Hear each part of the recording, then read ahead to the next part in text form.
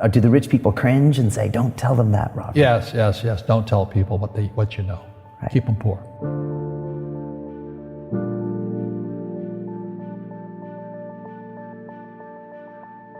The moment I pay you, you think like an employee. The moment you accept the paycheck, your brain goes dead. That's the trap. Entrepreneurs work for free. As long as you're hungry, you'll think. The school system was designed to teach you to be an employee or a doctor or a lawyer, a specialist, but never about money. The poor will always be amongst us because it starts up here. It's in their words, and the words become flesh. But when they say, I can't afford it or I can't do that, they go down. They become what they say. And I meet so many people, I can't afford it. You think I'm made of money? My PhD dad, he says, what do you think I am, made of money? I can't afford that. And my rich dad would say, that's why he's poor. Poor people say, I can't afford it, I can't do that, I don't have time. Because it's an escape. It's an escape, you know what I mean? It's easy to say, I can't afford it. Oh, I'm too tired. Oh, I can't go to the gym. When you could go to the gym. No, I can't. Truth is, I'm just too lazy to go to the gym. And your rich dad used to say what instead of, I can't afford it? How can I afford it? How can I do that? A question opens the mind, a statement closes the mind. So when you say, I can't afford it, your mind shuts down and you become what you say. People right now who are sitting at home, who are struggling financially or worried about money or unhappy, they may be making a lot of money, but unhappy with what they're doing. It was probably taught to you. Your superego was taught, get a job, work hard, or you'll never be rich, or the rich are evil, or whatever. Poverty is passed on. It's taught in your families. And middle class is taught in families. And until you change your mindset, Correct. Money won't help you, right? Correct. And we see that with people that win the lottery, people that make more money, they still have the same problem. Right. Because they have that poor man's soul. Right. If you're poor, you'll always be poor. That's really hard for people to understand. Yeah, the money will disappear that fast. Just like most pro athletes, they make millions of dollars, and 65% are bankrupt 5 years later. It's because they come from poor families. But unfortunately, what Mr. Lipton was saying, it's passed down genetically. That's the frightening thing.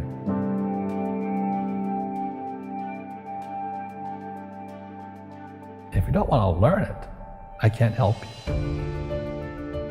I have bad luck too. I've had financial crashes. I've had people stab me in the back, but they're all good because I grow from it. And that's spirituality. People who are afraid of making mistakes, like they teach in school, they don't ever grow. Because spirituality is there's good and there's bad, there's right and there's wrong, there's up and there's down. Most people only want to be right, they only want to be positive. Well, you can't have that, that's not reality.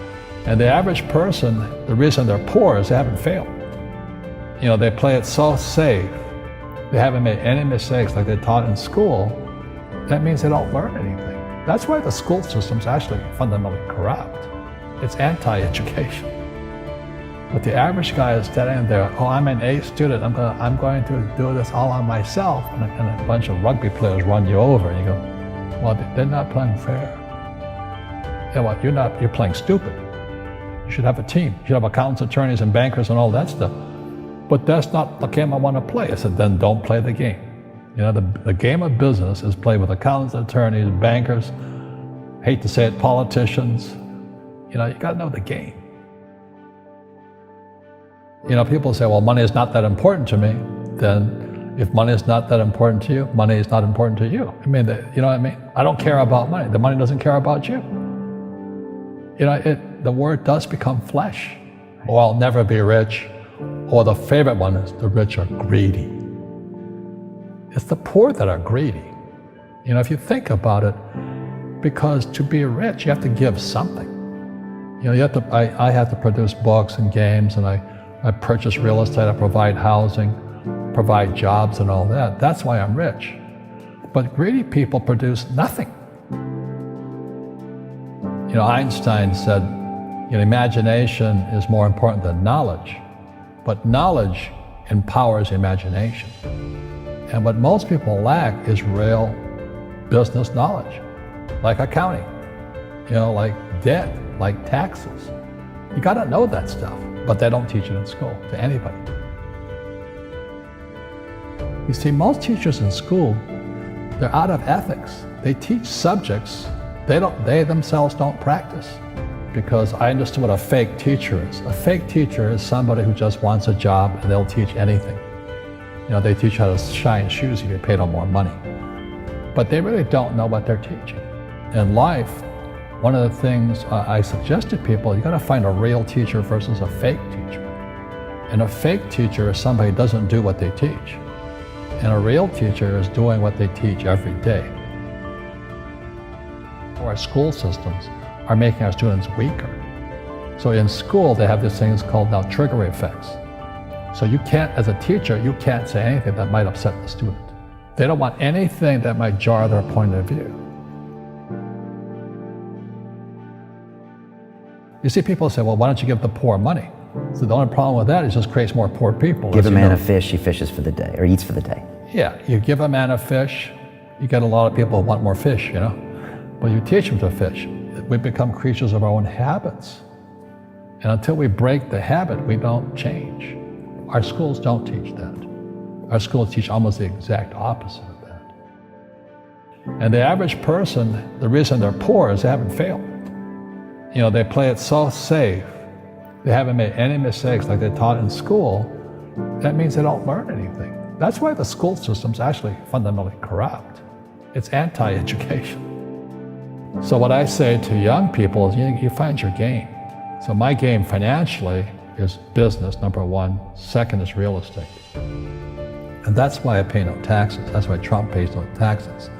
Legally, it is a combination of business and real estate that gives us an unfair advantage over employees because they don't know what to do. And a lot of people would rather sit in the stands than be in the game. One of the greatest ways to acquire great wealth is playing Monopoly in real life. 4 greenhouses, 1 red hotel. But is that all there is? That's it. Robert, if I could give you some kind of a magic phone and you could make a call to the 20-year-old Robert Kiyosaki and give that young man a bit of advice, what would you tell him? I would just say keep going. Just do what you have to do. Just, you know, live it to the fullest, which I did. Nothing I ever did made sense. Now, could you imagine quitting a $120,000 a year job for $200 a month to go fight in Vietnam and almost die? It didn't make sense, but it was the best decision I made at that time. And I think what most people do is they let their parents or their friends talk them out of life. So afraid of failing. But failing is how we succeed. You look at guys like Edison and all that. They failed like 1,014 times before he invented the light bulb. You know, our schools punish you for making mistakes. And that's why we have so many people who are so afraid of admitting they make mistakes or afraid of failing.